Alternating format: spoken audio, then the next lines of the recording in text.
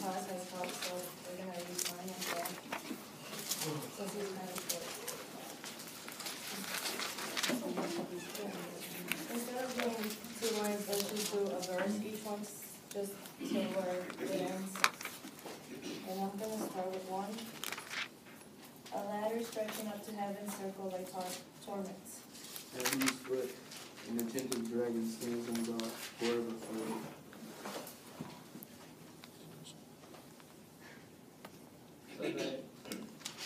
So that no one can find you like the first one and not be thrown. The ascent of the ladder bared by an Ethiop, brandishing a drawn sword, threatening death. All over the topmost round knees, a young man living a golden rod in his hand. This is the ladder of love. This is the ladder, the love of Christ made so free for women that treading down dragons and striding past the ephod sword. By way of torments of every kind, they can reach heaven's summit and take the golden laurel from the hand of strength and given king. What good did it do you, impious serpent, wants to have deceived a woman? Since a virgin brought forth God incarnate, only begotten of the Father. He who taught your spoils away and pierces your jaw with a hook. To make of it an open gate for Eve's race, whom you long to hold. So now you can see girls defeating you in visions. A married woman bearing sons who please God. Now you groan at the loyalty of widows to their dead husbands. You who once seduced a girl to disloyalty towards her creator. Now you can see women made captains in the war that is waged against you. Women who spur on their sons bravely to conquer all your tortures. Even courtesans, your vessels, are purified by God. Transmuted into a burnished temple for him alone. For these graces, let us now glorify him together, both the sinners and those who are just. And who strengthens those who sin and gives his right hand to the fallen, that at least after time he may rise. Thank you. So, this is a hymn, and as you guys know, a hymn is a religious song. And it was written by a Christian monk by the name of Nacrobulus, and he was at a monastery at St. Gall, which is present-day Switzerland. And this hymn makes a lot of references to like the previous presentation of Genesis. And I would like to go in detail in some verses just to show you guys how it references Genesis and some other parts of the Bible as well. And who wants to read the verse number 1 and give me their opinion on it? And I'll just add up. Somebody? Go ahead. Okay, the first one is a ladder stretching up to heaven, circled by torments.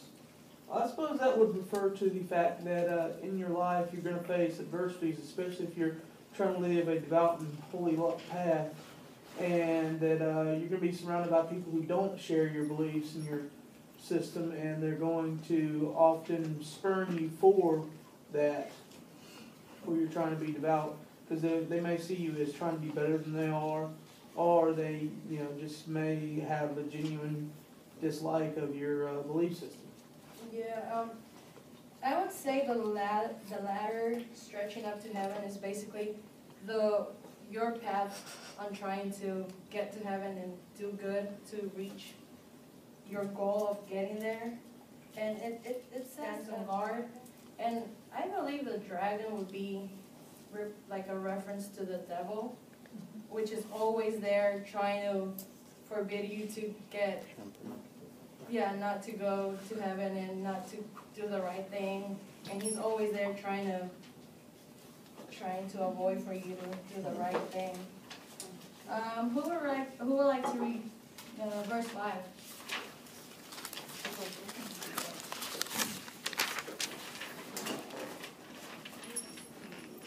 topmost rung leads a young man, radiant, a golden bough in his hand.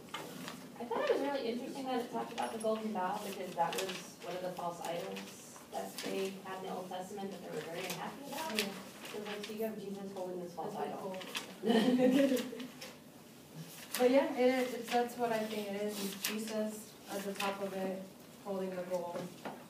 Like it's like a branch, basically, right? But it's gold. Yeah. So would that be contradictory? Yeah, because it was like one of the things that they were very upset about, the whole golden bough thing. Yeah, and I found some irony in here as well, but I'll speak about it as we go along. Verse number 8. On to yours. Okay, here you go. What good did it to do to you, impious serpents, once to have deceived a woman? Is obviously talking about Satan. In the beginning of the Bible, he's referred to as a serpent, and then in Revelation, he does actually refer to him as a dragon. So, there are two types of serpents. Yeah, and it's talking about the devil, basically. And he's saying, what was the purpose of you deceiving women? And the purpose of the devil was basically to defeat God and defeat mankind. But here's where I think the irony comes on the verse number 9. Who would like to read that one? Since a virgin brought forth, God incarnate, only begotten of the Father. Well, what it's saying here is like, yeah, you use the woman to deceive us, but now a woman is bringing the man that's going to bring salvation to the world. So, yeah, that's what I was thinking. It's kind of contradictory as well. Verse 12. So now you can see girls defeating you, envious one.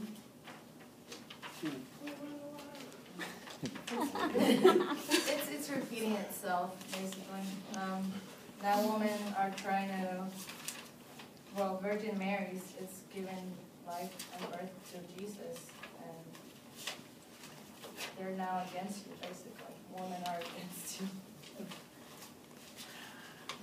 And verse 21. Him who strengthens those who stand and gives his right hand to the fallen, that at least after crimes we may rise. Him who strengthens those who stand and gives his right hand to the fallen, that at least after crimes we may rise.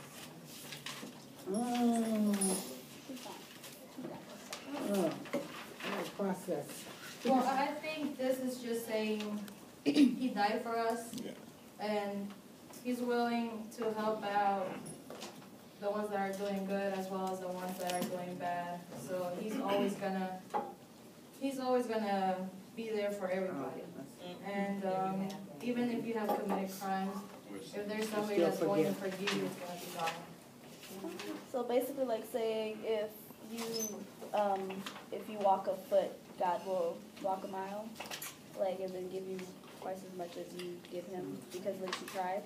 Well, let's say if you commit a crime, as long as you are repenting, remorseful about it, and you know you did wrong and you're trying to do better now, you'll get forgiveness and you'll reach salvation and you'll go to heaven. If you sin, you can still go. You can still send out. Yeah.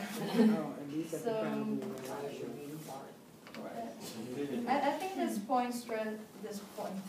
hymn stresses kind of like the importance of women, because of women, the world was able to survive and we're able to reach salvation because she gave birth to Jesus. So maybe we should be thankful to women. Man. Yeah, well, I love the feeling I get is that it's saying, well, essentially, yes, a woman was tricked and used as the downfall of Eden, but at the same time, God is so powerful that he glorifies and says, look, you may have used a woman to destroy, but I'm going to use a woman to counter your work and make it even more glorious. Yeah, God used the same female race to reach salvation for all humankind. So in that last statement where it's, at the beginning and the intro of it, incarnation brings about the salvation of the world. As in reincarnation. What I'm talking about in the intro, not the poem itself.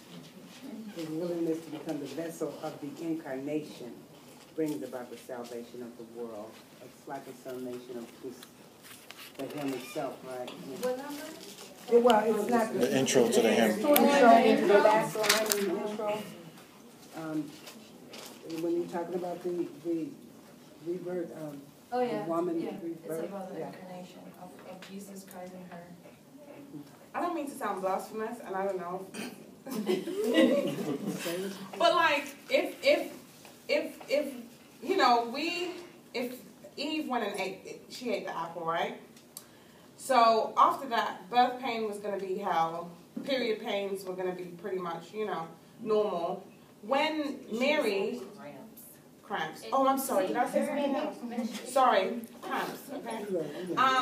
Why couldn't that have gone away then? Since Mary gave birth to God, to Jesus. She didn't give birth to God. She gave birth to Jesus. Because I guess it's the same way as like, yeah, you're right, but you still made it. Yeah, but I still have cramps. Like, I'm just saying, like, you know, like if you, I guess the remorse was. Yeah, but you can't. I'm thinking. Aren't you asking the wrong person?